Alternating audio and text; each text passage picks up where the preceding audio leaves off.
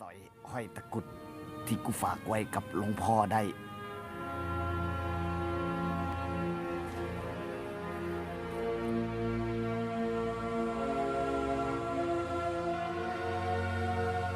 ขอโทษ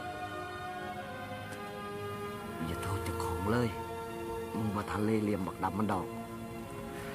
แห่งมีพญาแหว่งมาร่วมมือกับมันอีกขันอยากไถ่โทษก็ต้องหาทางกำจัดมันเสียวชนะมันได้จังใดในเมื่ออาคมมันแก่ก้าวจังสั่นมึงเอาประจำเดือนแม่ยิ่งมาใส่กับกูแม่นบ่แล้วแม่ยิ่งผู้นั้นเป็นไผลูกสาวปอบดำฮะเป็นไปบ่ได้บักดำมันบ่เคยมีเมียมันสิมีลูกได้จังใดสาว